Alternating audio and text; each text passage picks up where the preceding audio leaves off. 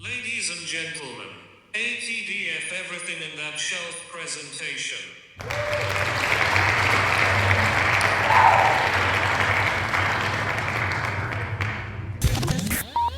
You're now rocking with TDF everything. Spoiled rotten.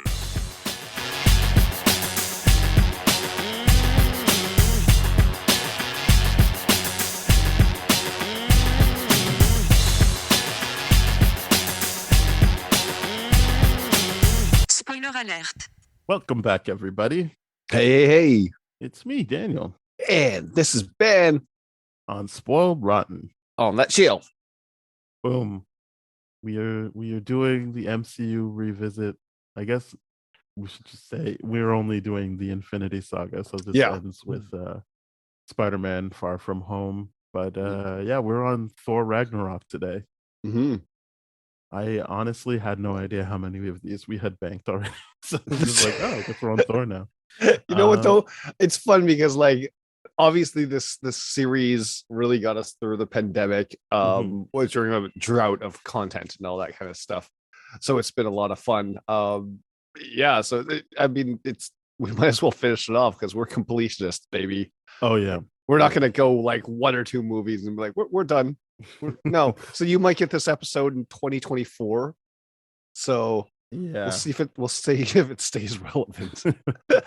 I think it will. But yeah, we're also recording this after having seen the fourth Thor movie. That's correct. Yes. I don't even know if that makes a difference, but it is interesting. I think we did we recorded the Doctor Strange revisit after we saw Doctor Strange Multiverse of Madness. So it's kind of interesting to see in close proximity the difference between the old one and this and the newer stuff.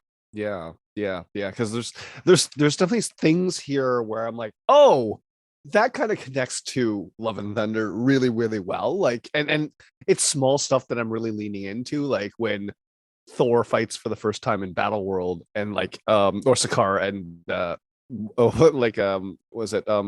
Korg, he just goes like, oh, Thunder. I'm like, oh, cool.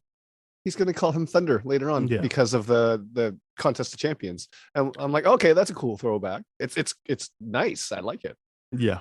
I mean, I don't truly remember what we said about it or what I said specifically, other than I know I liked it and I still like it. So this, I mean, if people haven't seen Thor Ragnarok, it's the story of Thor kind of shifting gears. So his dad dies. He finds out he has a big sister. She breaks Mjolnir, and he has to rediscover who he is without the hammer. Because obviously, if you're tracking it, the first movie is really tying his worth to the hammer. Yes, he can only have the hammer if he's worthy, and now he doesn't have the hammer. He doesn't really have that codified thing of whether or not he's worthy. So I see. I think that's what I leaned into this time. I think it is a funny movie, but I feel like everyone always kind of, if they complain about there's too many jokes. But I honestly feel like when we talked about Love and Thunder, we said the same thing. Like, yeah, there's jokes, but there's also, for me, very real beats of it's dead serious anytime he's getting beat up and has to visit Odin and be like, I know the first time they don't say anything to each other, but it is he revisits his dad and just how upset he is that he's gone. Or even right after Odin dies and he's gearing up to beat the shit out of Loki because he's like, this, you did this, and then it doesn't happen because Hela comes. But I think I really leaned into the emotional bits in this movie. I think it worked not better, but it's what I was keying into this time. It hits differently because, for me anyways, this was like you point out, everyone was so relieved to see Ragnarok because it was actually a fun movie versus the first two Thor movies were just way too serious, and they've always been trying to put Thor into a way too serious position. When you and I point out that in Thor 1, when you watch him coming home from beating the Frost Giants, he's an asshole. He's just a jerk, and he's a naive, boastful kind of guy. And I like that you're talking about the hammer, because the hammer unlike a coat of like armor or anything like that, really is his security. Because once it gets taken away, we see that Thor becomes a very insecure person. And even with Thor 4, with Oh, yeah. Storm Chaser, he's still Stormbreaker, yeah. Stormbreaker. Sorry, Storm Chaser is a Destiny 2 weapon. Stormbreaker, that he's still very, very much thinking of Mjolnir. He's got that, like Korg says, like it sounds like you have this deep emotional attachment to this hammer that was close to like losing a human being. He's like, well, that's a good way of putting it. Close to losing a loved one. Yes, a loved one. Yeah. Yeah, I agree. I think that stuff play, and more than just his attachment to the hammer, just I feel like he has to negotiate previous relationships. We talked about it in Love and Thunder, like it does bother him that he's not with Jane. Yes. I think maybe people think they kind of just play that off, but it was like the movie isn't about that. But they took time to be like, oh, sorry, she dumped you, and he's like, it was mutual. And it is interesting seeing that line and then knowing what happens in Love and Thunder in terms of actually hearing how they broke up. Yeah, that he would be like, no, she didn't dump me, like in that sense. Like, yeah, I thought it brought more depth to that line, but I think I agree. I felt like they, he truly in that moment is like, no, we left each other. It was mutual. We just didn't talk about it, kind of deal, right? And like, I could genuinely see why his insecurity would force him to say that to just a random bystander. Because yeah, in Love and Thunder he does say, you left me, and she's like, no, you left me. But yeah, I think you're right, like the insecurity. But I do think, like, even with Loki, he's trying to figure out what that relationship is. And this time I really did key into the Banner Hulk stuff. Yes. And that, like, with both of them, he's trying to, like, again, I know it's funny, but it is this very real thing of like, how does he says, like, you're not being a very good friend, you're my friend. And Hulk being like, how are we friends? Like, you're friends with Banner. And he's like, no, I don't even like that guy. Or like when he's talking to Banner, he's like, no, you're just trying to get to the Hulk. And that is, again, I think it tracks, like, from all the movies, the way that because I feel like that would be a similar relationship to like the Warriors 3. Like, yes, it's all about how they serve him. And Sif, same way. But like, he has these people in his life, and how do they make him feel about himself? And I thought that was very interesting to keep exploring that in this movie.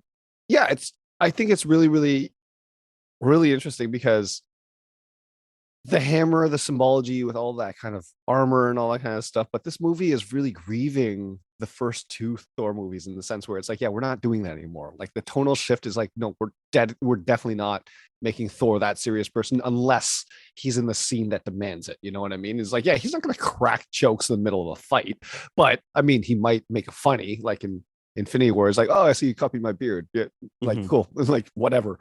But he's not taking the fight seriously or anything like that. He's just so overpowered that it's just like, yeah, everything's a bit of a joke to me. Like I'm watching this movie. I still would say I don't think I think the situations he's in change, and I can see this time, like, yeah, maybe he's putting a little extra on the jokes, which to me comes more from the fact that they said they improvised like 80% of the script. But like, I think he's the same character. Yes. Fundamentally. I don't think the movie's grieving the other two. I think the movie is just being like, let's not try and make everyone else so self-serious around him. I think, yeah, like from the first movie, when everyone references like, this is good, another, like him smash, it's all him being unaware of himself and unaware of the situation he's in. That is the humor. That's it. But now you add people like Jeff Goldblum and Korg and stuff who are also funny. Yeah. Instead of having to deal with like self-serious, at least who's the professor, the scientist guy? Selvig. So he doesn't have to like deal with him in this movie. Right. And sure, like Darcy's funny, but it was very clear those movies were like, she's the comic relief. Yes. Whereas this movie is just like, yeah, it's a comedy, so there's funny people in it. But that means that how funny he was in other things gets to shine, because like I think he's always had, like, Avengers 1, when they're like, your brother killed this many people in this many days, and he's like, yeah, he's Mhm. adopted. Like that is him understanding humor and being funny. Mhm. Like, or Avengers Age of Ultron, where he's trying to make Hulk feel better. He's like, yeah, the Mhm. screams of your like people are filling the halls of Valhalla. He's like, just injured people. Just they're fine though. They're fine. Like he's never not had moments where he makes a joke or Yes. says the wrong thing. It's just now Mhm. everyone else is funny around him.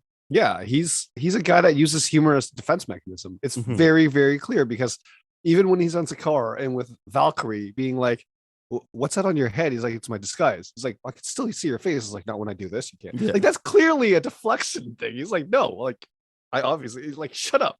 It's so he's a really, really insecure boy that is still pandering for his father's um approval and all this kind of stuff. And in this movie he finally, I say grieving because like Odin literally dies, and then they're Mhm. actually tonally shifting away from the first two, and then the idea of like Asgard falling too. Mhm. There's grief in this movie, Oh yeah. and I, it's just layered behind all the funny stuff. I mean, even Bruce being like, oh yeah, like jumping out of the plane and then landing on great. the Rainbow Road without turning into the Hulk right away. Come on, that's funny. Like, it's really funny. I feel and I do bad like for him, I but like that it is a callback to Incredible Hulk, because yeah. he jumps out the plane there, or helicopter, I guess, Mm. but then actually transforms. Whereas this one, it takes a bit. I think you don't have to like it, like as in if you're an audience member, you don't have to like it, but I Mhm. think it's disingenuous to just have the criticism of, oh, there's too many jokes. Yeah, I I think agree. that's not actually engaging with what you're watching. Mhm. Um, and again, that doesn't mean that you have to like it, but if your only criticism is like, oh, it's too many jokes, it's kind of like, wow, all right. Yeah, yeah. Because I mean, the thing I like about this movie is that he's confronting so much. Like, Mhm. throughout the whole trilogy, he's confronting basically the effects of the colonization that Mhm. Odin and Hela have, and like this is him really confronting like the reality of what colonization is, right? It's just like, it's not just, oh, we're coming here and giving you schools and books, or like, no, we're gonna kill and murder and rape and do all that kind of stuff, and we're just gonna And it's put for you, us. It's yeah, and not it's for, for us. because he always positions it like, well, Yeah, you're not protecting the realms or whatever. right. With Loki being like, like Yeah, they don't he's, need. Maybe they don't need it. And I know in the moment it's supposed to be like, oh, because he wants to do his thing. But yeah, I've always said like Loki wasn't evil when he took over. He was right. just kind of like, yeah, just praise me. But also, we don't need to stick our finger in everyone else's business. Like Yeah, he's maybe they insecure. don't need Yeah, anything. And yeah, Hela was like very much like, I don't care about like helping these people. We're yeah, conquering, and we could have kept conquering. Like we yeah, could have gone further. Why would we stop at 9? yeah. Yeah, because Hela was just like, oh, all of a sudden he wanted to like be a peaceful god and bring peace to the Nine Realms and order and all this kind of stuff. And I'm just like, mm, yeah, I don't know why he stopped, but at the same time, I'm glad he stopped. But it's just I all think the, he got old, and I think oh, fair. what the movie is showing is that probably he did feel something for his sons. Mm-hmm.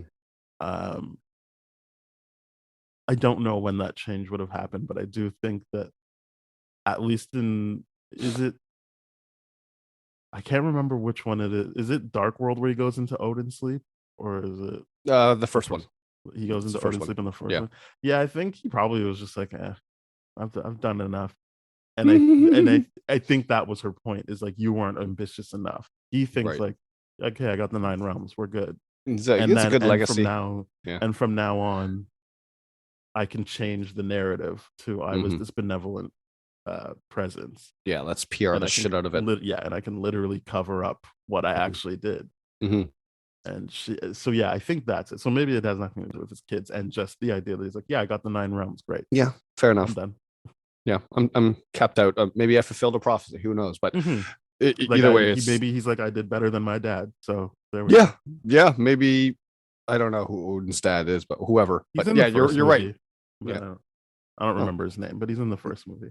Yeah, I can't remember, but you're right. It's like, oh, okay, I mean, my legacy, this is what I've done. I've successfully controlled the narrative. Asgard thinks I'm this, even though they're the ones benefiting entirely from colonization and all Yep. this kind of crap. I love how Hela goes like, where do you think all this gold came from? I love how she's just like just painting out the reality of like, yeah, he was a fucking dick. And Mhm. this is what colonization is. And you can't just all of a sudden come in when he's decided that, oh, we're going to be peaceful, we're going to have order, and then believe that he did good. It doesn't work like that. Yeah. And I love that Thor reckons with that in this movie. I don't think he reckons with it enough, No. but I mean, But I love that he, at the conclusion of it, is to serve the plot narrative, but still the idea of like, no, we got to tear the whole thing down. We got to Mhm. rebuild Asgard and new Asgard with new morals and all that kind of stuff.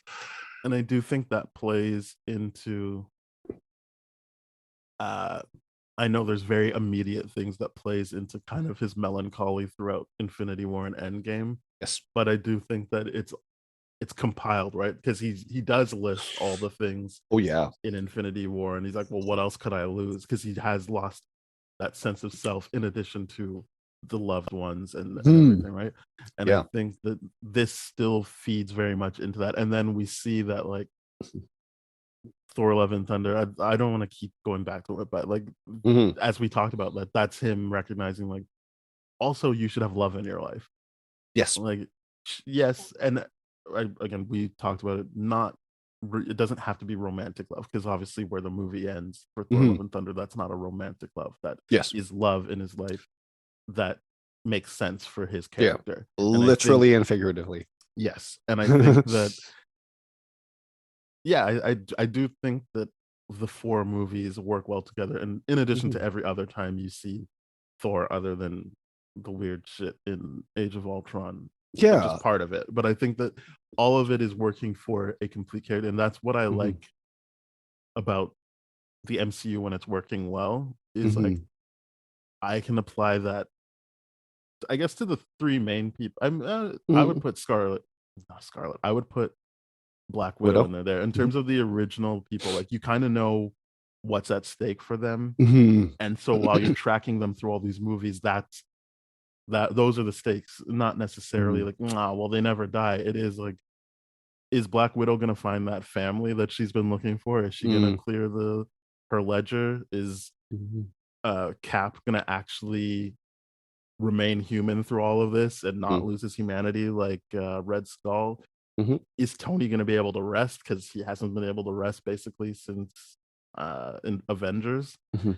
Is and is Thor going to, as we've kind of said at the beginning, like find peace? And I know that seems very simple, but just the idea of like he's he starts off being like, I just need to be king of Asgard, then Mhm. that's the goal, and then he realizes like, that's not gonna Mhm. do it. And then he's like, Yeah. well, I can take care of my people. And it's like, no, that's Mhm. not gonna do it either. And then Mhm. he ends it like he needed to find love as well. In addition to all those other pieces of feeling secure, it Yeah. was having actual love in his life. Exactly. I look back at the trilogy, the original trilogy for Thor, the first three movies, I should say. I shouldn't say trilogy anymore, but the first three, and really telling the story about how he just doesn't belong in Asgard. Mm-hmm. Right? He just doesn't belong. Everything he does, everything we're told about, he's never really there. And even for the fact of like, okay, well, like the Nine Realms has been going crazy for a long time. He doesn't even go home to be like, hey, let's have a plan with Odin or something like that. It's just all on me to take care of, right? Mm-hmm. That's him. The Warriors 3 plus Sif and Loki, like, nope, forget about all that. No team ups and all that kind of stuff. Just all me. So he's Or gotten to the even the point where fact he's that he found his worthiness by staying on Earth, yes. like with Mhm. humans, like Yeah. that's how he found his way to like the first building block of becoming whole and having Yeah. peace. Yeah. Was not in Everything. Asgard, where he clearly was in, for lack of a better term, like a bubble, and he only Yes. had like the one way of thinking of life. Yeah. The issue with Thor is like he because and I imagine this to be true for anyone born into um a royalty position like he is, like a like that your life is, and I suppose this is the whole premise of the movie Spencer, but like the idea of your life is dictated for you, even though you're so powerful that you have to fall into this script, you have to do these things, yet like you're not free. The idea that he's looking for freedom, he finds it and he keeps going everywhere else for it. And but ultimately his journey is like finding freedom, learning about himself, but ultimately creating a home, because Asgard doesn't, it doesn't feel like home to him. It really No. doesn't. That's why he's just, he, when he has that flashback moment to Odin in the middle of the final fight with Hela, and Odin goes like, Asgard is a people, not a place. Hmm. He accepts that so quickly because he's like, no, this is absolutely correct. This is not even my home anymore. You know, I don't want to be here and all this kind of stuff. It's whatever. I'm just protecting things for the sake of protecting it. And because he recognizes that it stands for colonialism, let's just burn the whole thing down. And then I don't know how the Nine Realms takes care of themselves. Because of course you can't just up and leave without like being like having that societal influence on those cultures, right?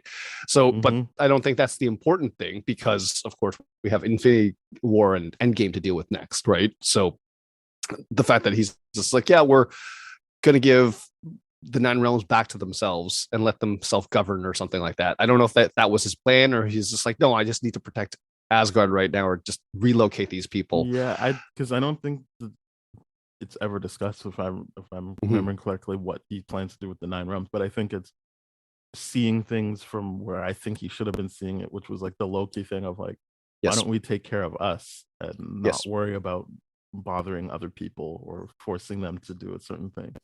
And forcing them to do stuff our way. Yeah.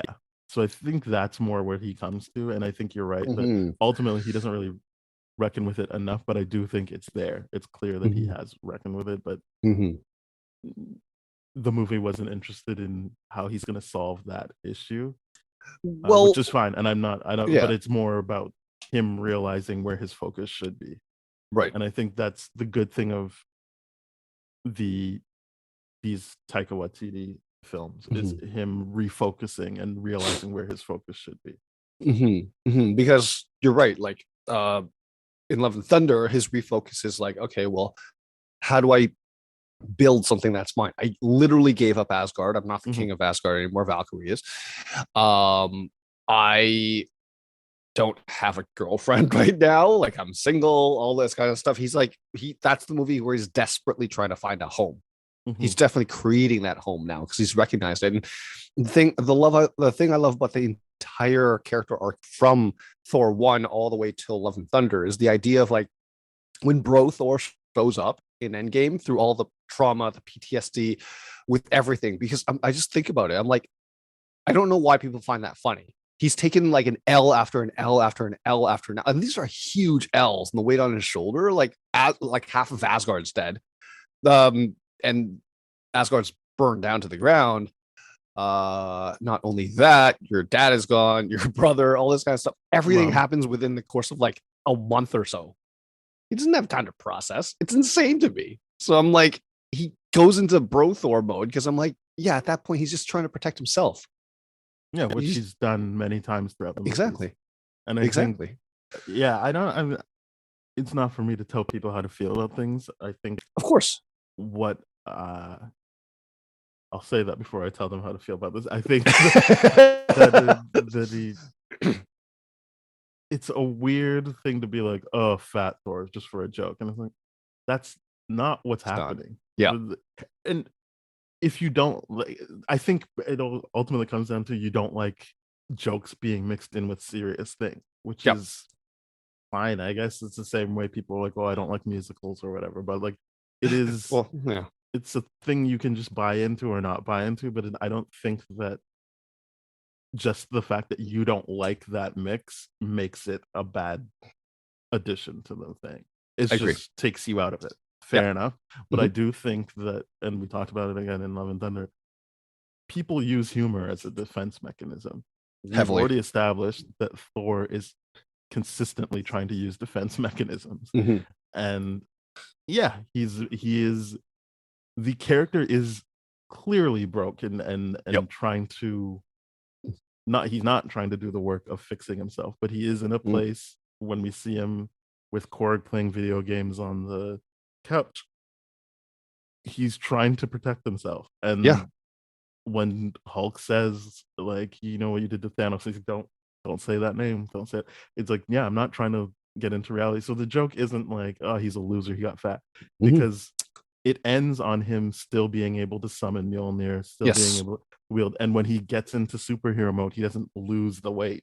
No. He still, it didn't really matter what his outside appearance looked like. It was Yeah. what was inside. And Exactly. yeah, he looked like that on the outside because he was abusing his body. That Well, was part of his process. yeah, he was. It was obviously he went into PTSD, went into hedonistic things in order to make himself feel anything, right? So, Fortnite, lots of booze, and of course, like tons of food, all that kind of stuff. These are all defense mechanisms. It's all a reflection of his insecurity. I mean, like one of the biggest realities is usually, and not saying that the character of Thor got buffed for this reason, but usually the fitter someone is, the more insecure that they are about themselves, right?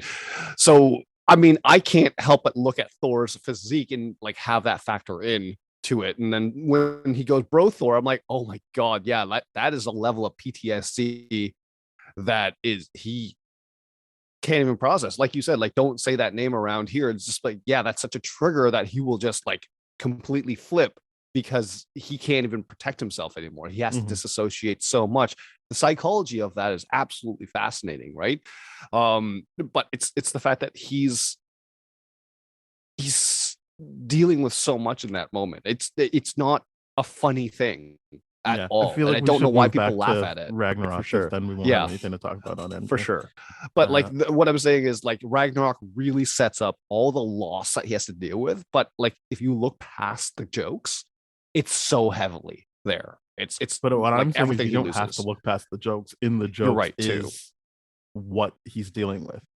Yes, you're absolutely right. Because as you correctly pointed out, like myself, defense, like humor is a very big defense mechanism for myself and obviously for Thor in the situation too. Like you know, if you deflecting. watch how he delivers the jokes, if you like, all of that is part of the grief. It's not just something they put in there because it's Marvel and they like to have jokes. Correct. I think that Taika made 2 comedies, so yeah, there's jokes in them. But as we said, like there's before that, he was joking to deflect. And that makes sense. Yep. But yeah, I think we've kind of really sorted it. So I saw this interesting thing online. Because I think both of us really liked the elevator scene the first time we talked about this, where he was like with Loki. Yeah, where he's like, oh, I thought the world of you. And I like the series anyway, but it's usually like specialists watching scenes from movies and like really breaking them down. So I've seen ones where it's like, this is a couples therapist and she watches arguments from movies with couples. And this one was a family therapist and she watched this scene and was like, and I'm bringing it up because I guess it just proves what we're talking about. Oh, but, yeah, like, heavily. She was watching the elevator scene and she's like, see, he's not being fair to Loki. Like you haven't given him an opportunity to honestly answer anything at this point. You're telling him how you feel about him, but that's not you should have asked an open-ended question. You should have said, do you think you should stay here? But he's like, yeah, that's what I was thinking. That's what should happen. I thought the world of you, but and she's like, so now what is he gonna do? There's nowhere for him to go here. And I think Tom Hiddleston plays that really well. You can see his physical reaction to this stuff and how he tries to play it off, which I do think plays into the Loki show as well, in terms of how he feels like no one will ever love him and he can't be himself. But I think that was just interesting that she, in that brief exchange, was like, yeah, like he made it about him. He wasn't making it about them. And so she's like, that's really hard to watch, actually. That's really hard to watch him do that to his brother. Yeah, I get why she's saying that, but I feel like definitely that scene is being taken out of context when you put into consideration what Loki has done in the past few days. Like with the scene, I want that therapist to rewatch the scene where he's in Sakaar's like weird circular hallway thing, and Loki's doing the projection to try to talk to Thor, and Thor's not answering him. And then Loki's like, "Could you please talk?" And when he finally does, like, "What do you want me to say? You tricked me. You did this. You did this. You did." Like, it's such an abusive relationship that Loki's put him through from the beginning.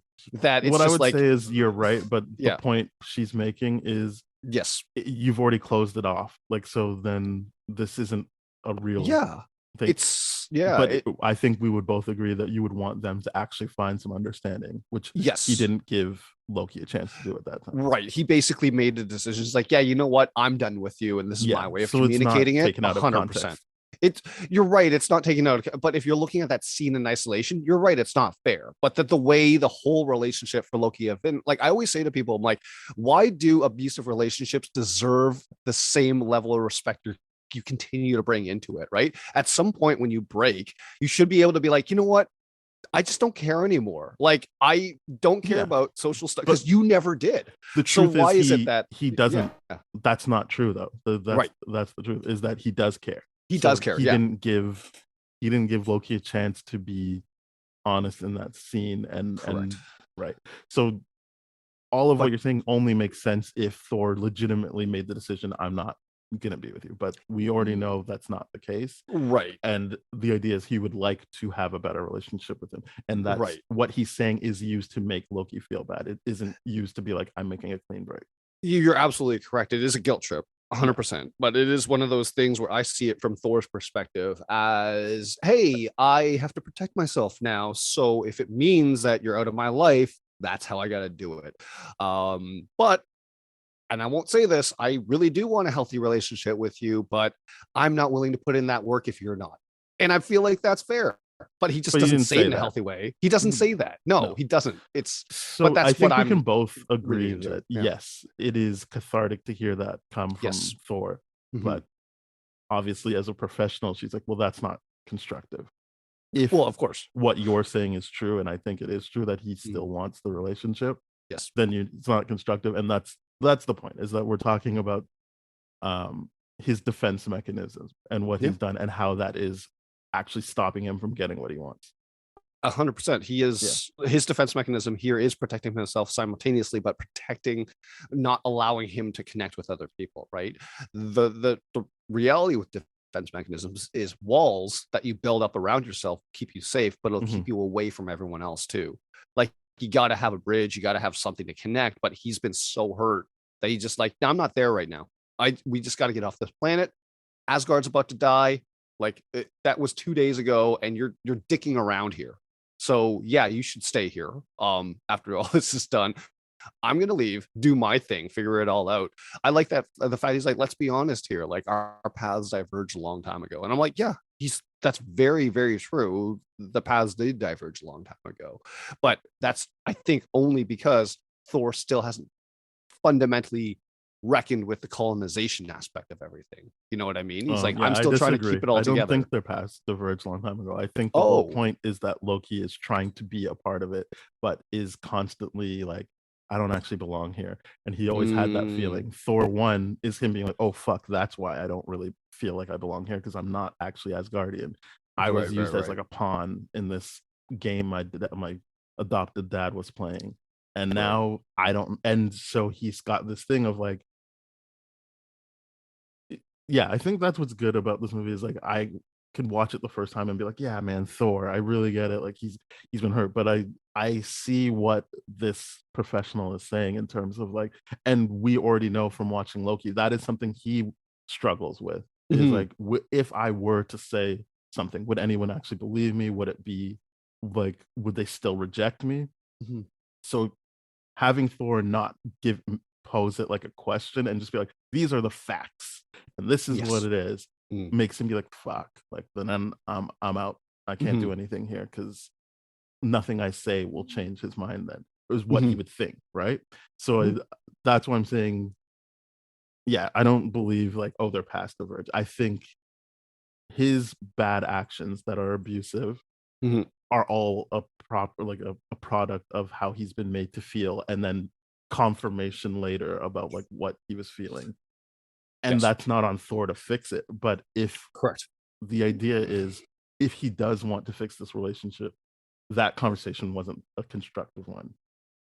That also is true, because we both like you and I understand. And I would be speaking for a lot of people if we say we all, but you and I both understand that if a relationship is to be repaired, someone's got to just bite the bullet and like put their ego aside and do all that kind of stuff, right? Someone's gotta. And in this situation, I don't think either one was prepared to do that, clearly. And I think that's fine. I don't think that's a flaw in the movie. I think that's just a very interesting beat, because we know that Thor Love and Thunder is the movie where he finally learns about love and how to operate that way, right? So if he had already done it in Thor Ragnarok, there wouldn't really be anywhere to go in Thor Love and Thunder. Exactly. I mean, maybe we just would have had a different movie, but what I'm saying is, I don't see this as a flaw. I'm not saying this to be like, so Thor is an asshole. I think you're dealing with two people who are hurting, and I think that's so interesting in a movie where everyone's like, it's too many jokes. Yes, is that we could have this much of a conversation about two people that desperate. Like, I do actually feel a bit emotional every time he tries to throw a rock to see if Loki's actually there, and then when Loki catches it at the end, like that's a big deal. That was a big deal. Yeah, because like even Thor didn't say anything afterward. He shut up. It was like, I appreciate this. You know, it's like he caught it, and I'm like, yep. That's what I mean. Like, he kept throwing the rock because he does want the relationship. He want, like, if he didn't, it would have been like, I know you're not there or whatever. Or, I mean, actually, any reference to it would show that he actually does want him to be there. But correct. That's the point, is that he isn't done with the relationship. So and again, I can't stress this enough. It doesn't mean that that's bad writing that he did what he did. It makes sense for his character that he would do what he does. 100%. But it's just interesting to see it, because I think not everyone, I think most people would be like we were and just side with Thor in that. But I think it was interesting to have that professional, who obviously has to deal with this type of stuff every day for her job, be like, yeah, like this is really hard to watch, because he's not.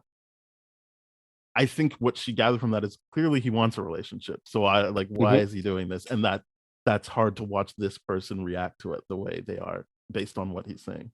Oh, 100%. I mean, they're both emotionally stunted.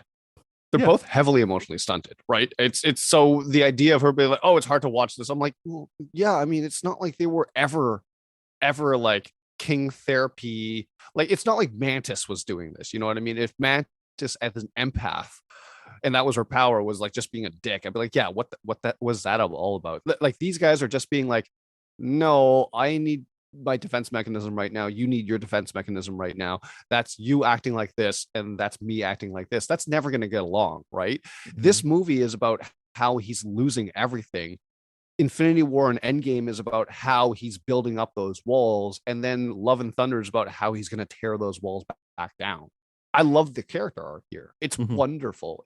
It's absolutely wonderful. And it starts off with these hallways, the elevator scenes, and the idea of like, I'm trying to talk to you. That, but yeah, it does start.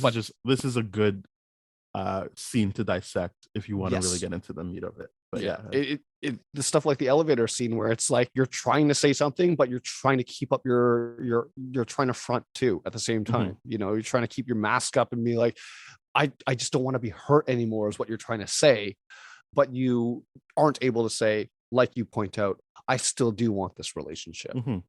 I love you enough to even just care to see if you're actually here to throw the rock. Yeah. You know, I agree. Every time he threw the rock, I'm like, yeah, you're acting like a kid right now. But that's because kids do what you're exactly doing right now. That's a very kid-like behavior. The Valkyrie stuff, I don't know. I just was really like, she's so cool in this movie. I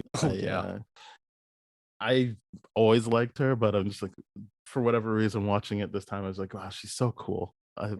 I'm such a big fan of Valkyrie, especially when she's like talking about how she's like, I just turned to drinking, and I was like, oh, so you're gonna stop? And she's like, no, I never said that. So I'm not gonna stop drinking.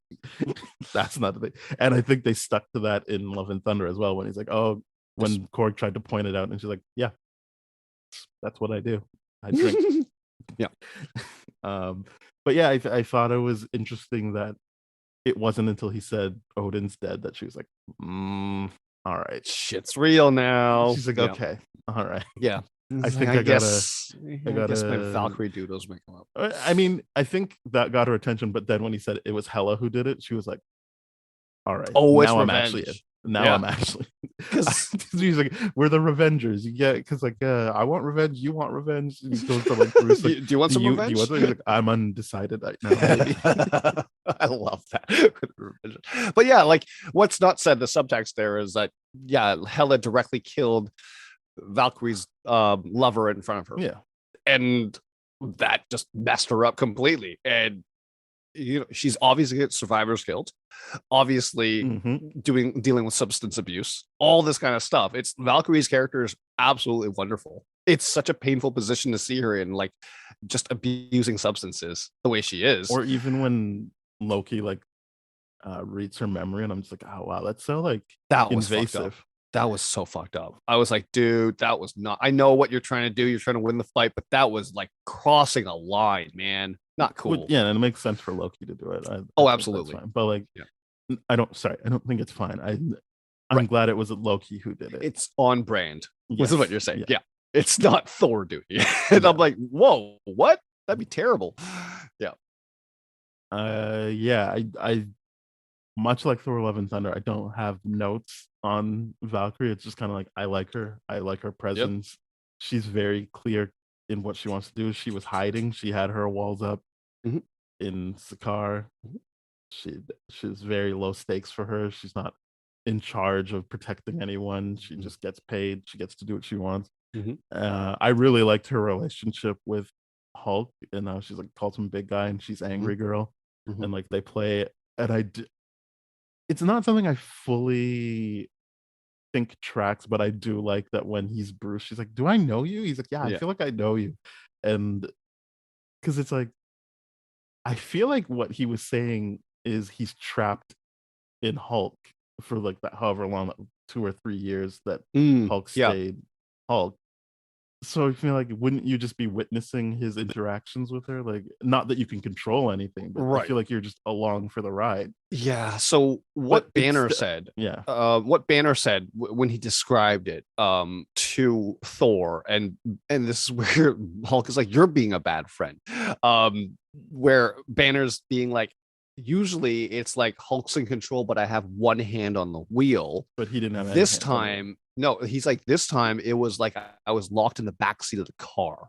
And I'm like, okay, whether or not he can witness everything or get glimpses of everything, if that's what he's meaning from the Bruce psychology and all that kind of stuff, I don't know. But I mean, that's the level of control they're painting here, which is interesting because obviously his character arc is to bring those two people together. So here it's more polarized in the situation, right? But of course, him dealing with his loss in terms of Natasha and all that kind of stuff, and Natasha's the thing that snaps him back to reality. Like that's lets him get the hand on the wheel enough to transform back. Exactly. Like that's Hulk's trigger in the sense where like kind of Thor was like, "Don't say that name around here." It's like, oh, seeing Natasha's like voicemail like really just brought him back. The thing that was surprising to me was like, oh, that Quinjet's still operational in Sakaar over 2 years. That's crazy. I mean, whatever. It's not important. It was just but I cool. liked their relationship. Just like when she's like, when she realizes like, oh, that's the big guy. Oh, yeah. Sure. She's like, all right.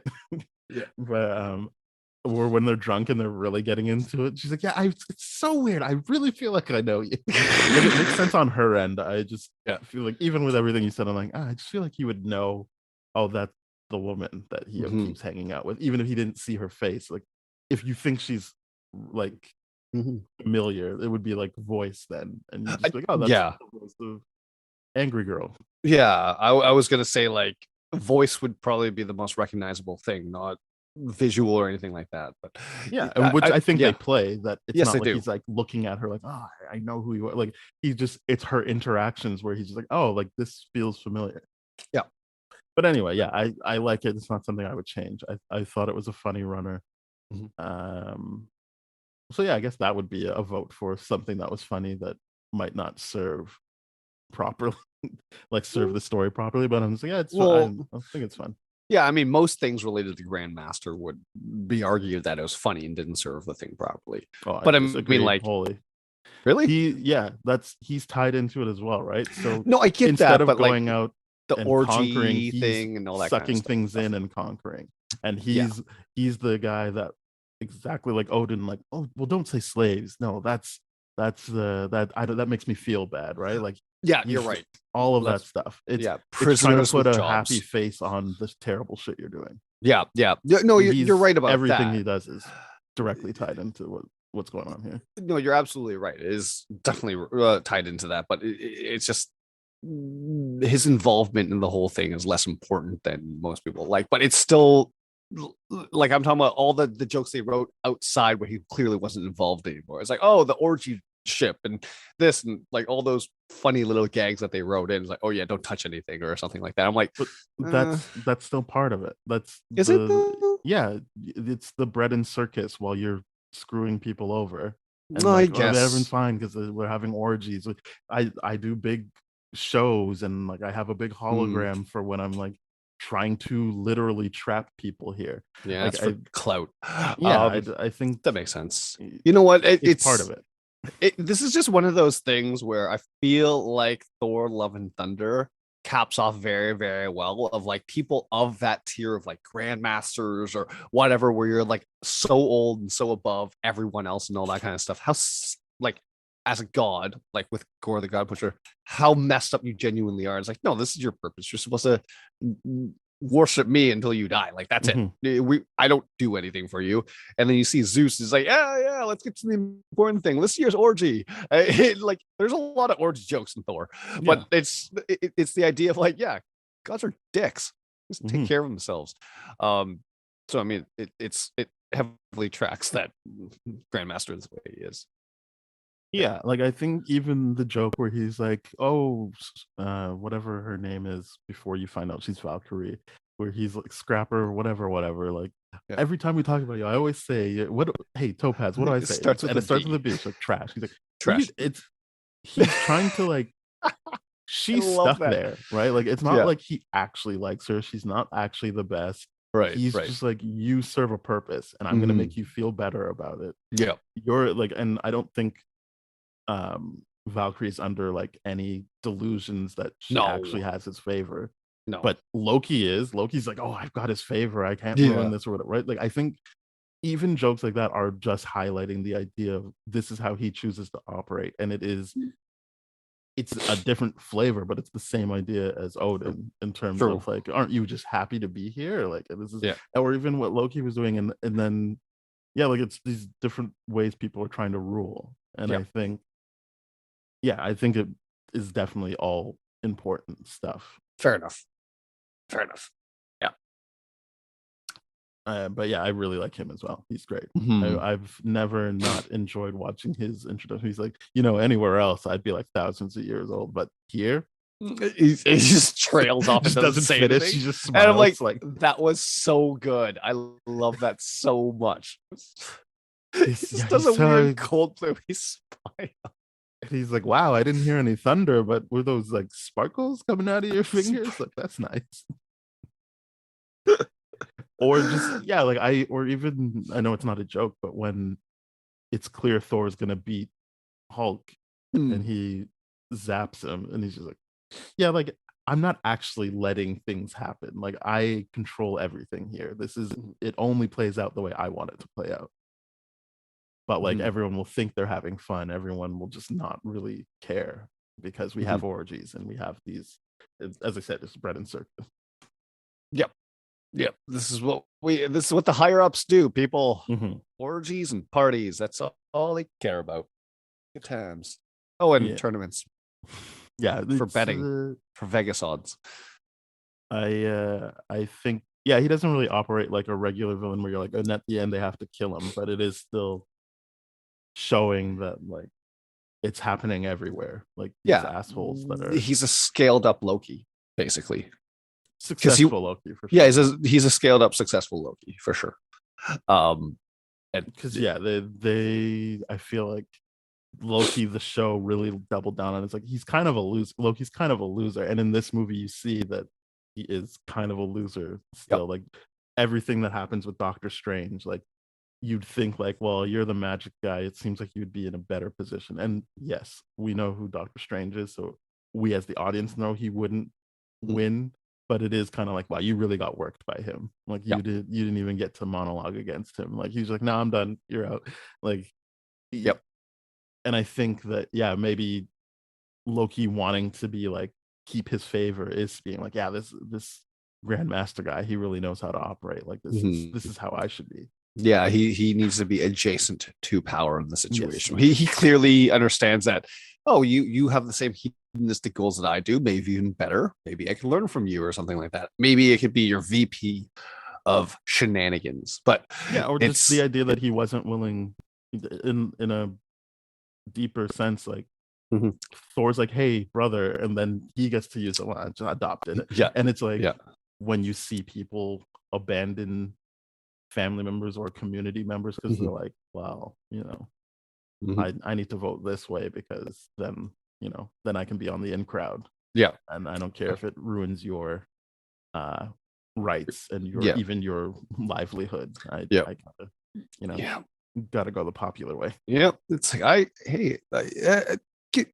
can you give me $50 back in taxes for this vote? I'm like, really? That was it? $50? Come on, man. We're talking about human lives here.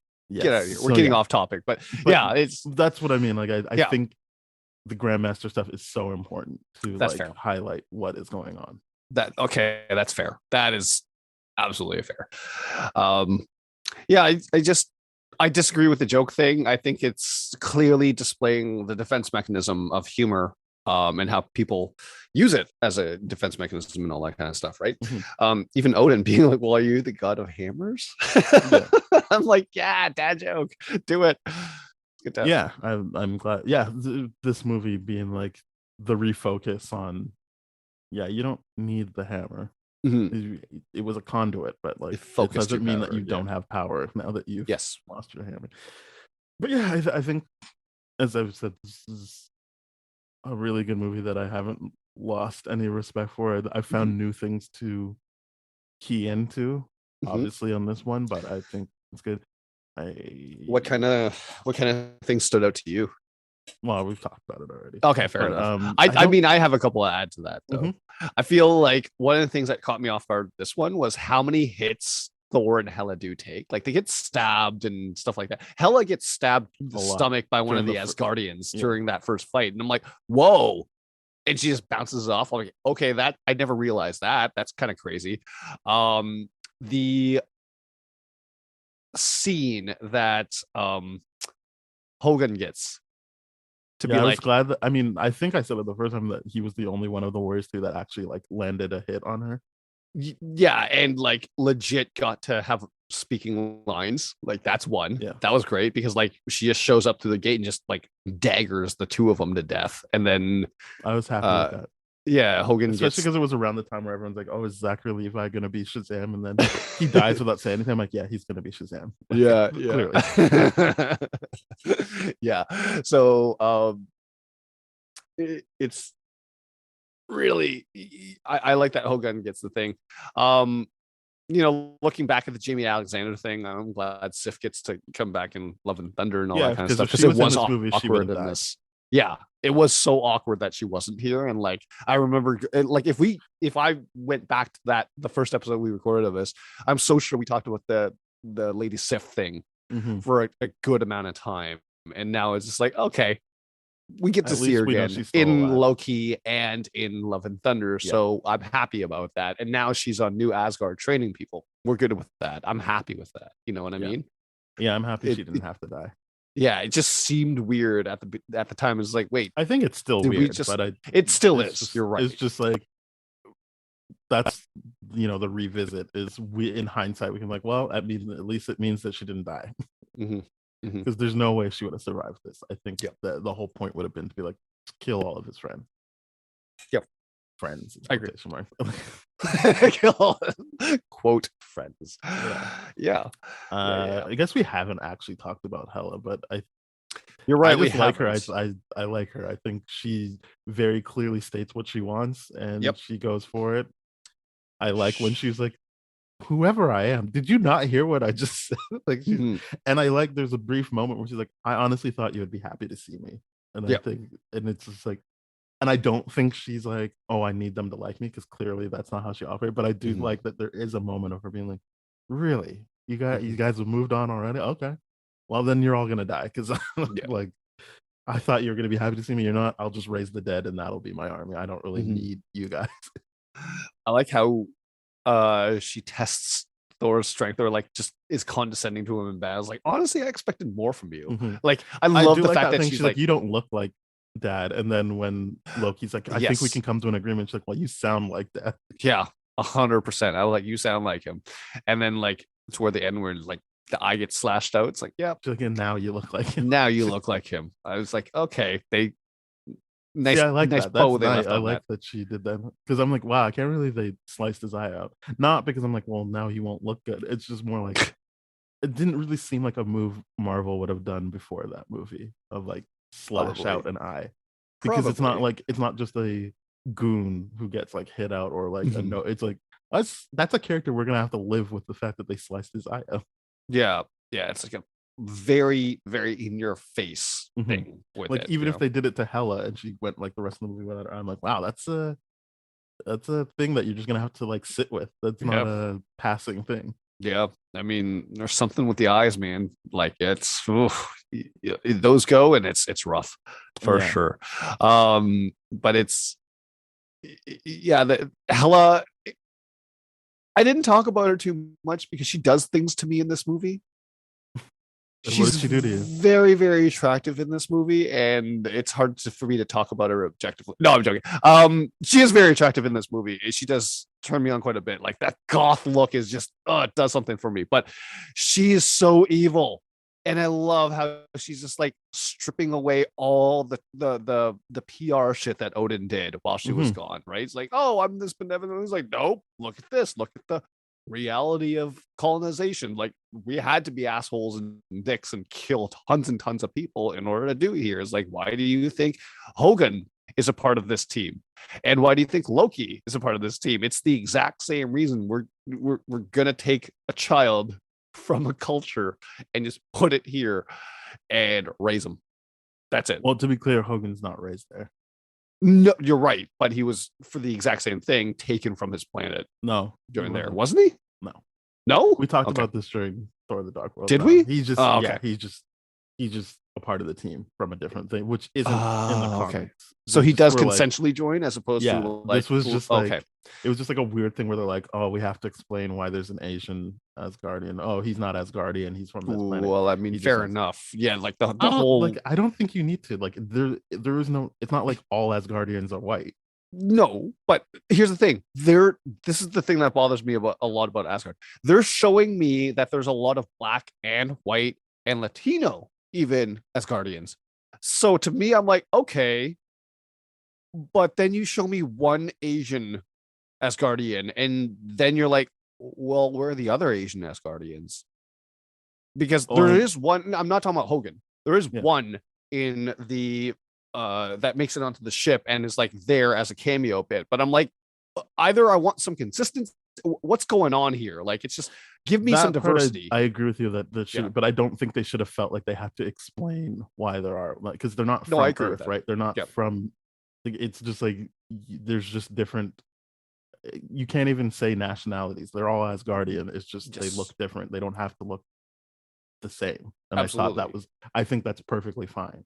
It's just Absolutely. I agree but with we that. already had this conversation on Yeah. Dark World where it was just a weird choice they made to be like, Yes. well, there couldn't be an Asian one, and it's Yep. like, wow. And then they give us one, and then you're like, well, why would you only give us one Asian background character? It's really, really uncomfortable at that point. Like, either stick to what you said and be like, okay, yeah, the people from Hogan's world didn't mesh here. We didn't get along, which like I'm like, I can see that happening. But it's just weird that like, no, we have an Asian Asgardian, and I'm like, this is just uncomfortable now. Mm-hmm. But yeah, I think Hela, great villain. I really thought she'd come back, but clearly she's dead. Yeah. I guess that's fine. She didn't have time to ruin her legacy. Yeah, I suppose. Yeah, just a good villain that really gets right to the shits. There's no like build up. It's just like, no, she's here. She breaks Mjolnir and immediately throws everyone off kilter. Oh, that's also another thing that I thought was really, really cool too. It's like, oh yeah, that would be the spot where Hela broke the thing, and like that's where they kind of built that monument around. Like, I want to watch Thor 4 again to be like, oh yeah, how comparable is that cliff to where she did break the thing? I'm pretty sure it's very comparable, but it's one of those things that's like, oh, cool, that's a little Easter egg. That's really, really cool. I like that. It's fun because you don't realize that the hammer doesn't actually move from that position. No, it's just there. Yeah. Who else is in there?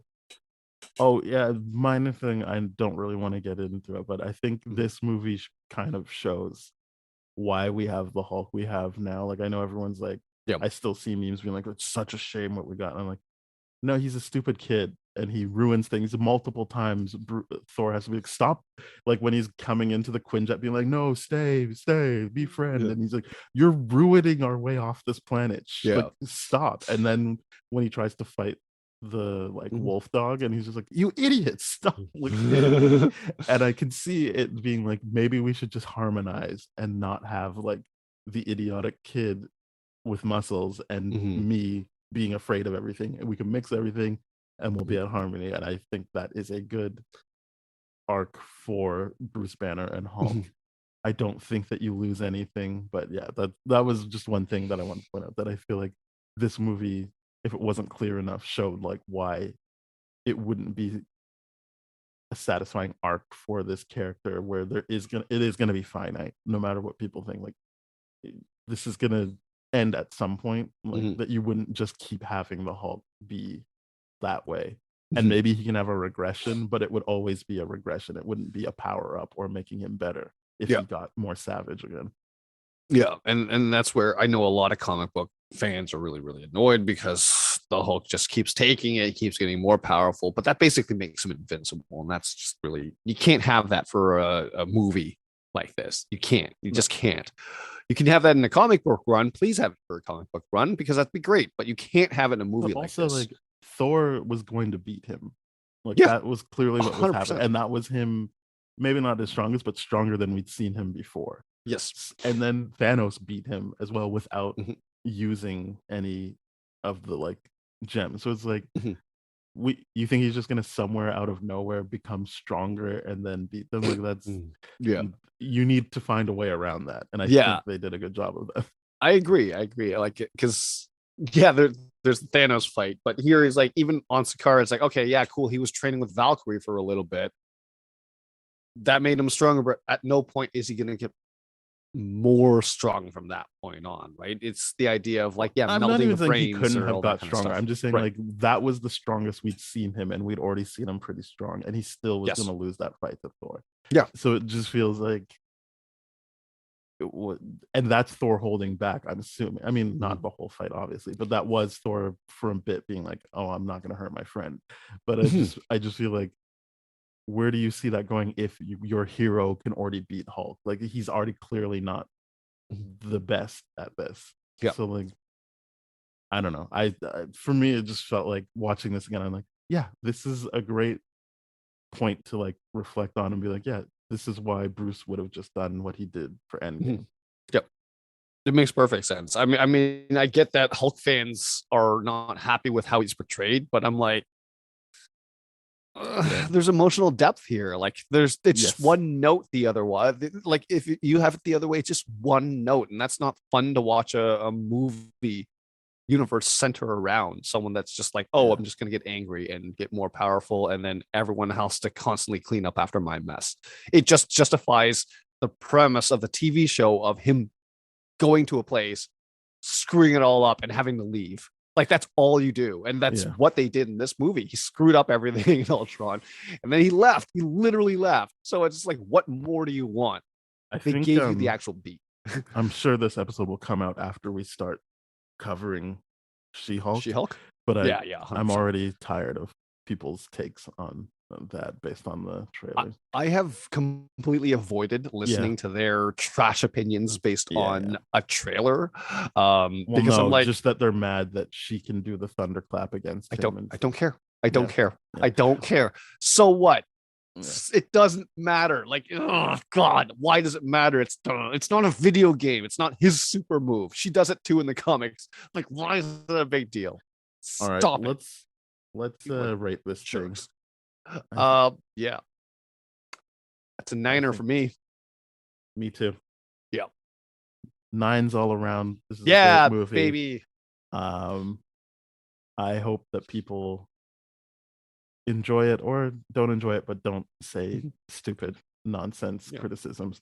All right, thank you very much. Yeah, understand why there are so many jokes, because it's saying something. Yeah, it's and definitely it's a comedy. something. Yeah, this is specifically a comedy. But anyway, thank you very much for listening, everybody. We are part of That Shelf Podcast Network with other great shows like Bad Gay Movies, Black Hole Films, Changing Reels. So please go there. You'll find our show. They'll shows more shows than I even mentioned. That's thatshelf.com, by the way. And if you want to hear older episodes of our show, please go to tdferything.com/spoiledrotten. Our email is spoiledpodcast@gmail.com. Our Twitter is @TDSSpoiled. So hit up those things. And obviously, we're on Apple Podcasts, Spotify, Stitcher, iHeartRadio, Radio Public, a whole bunch of places. So rate, review, subscribe, follow, share with your friends, do all of that great stuff. It would be truly appreciated. And let us know what else you'd like us to cover in the future. All right. Goodbye. Cheers.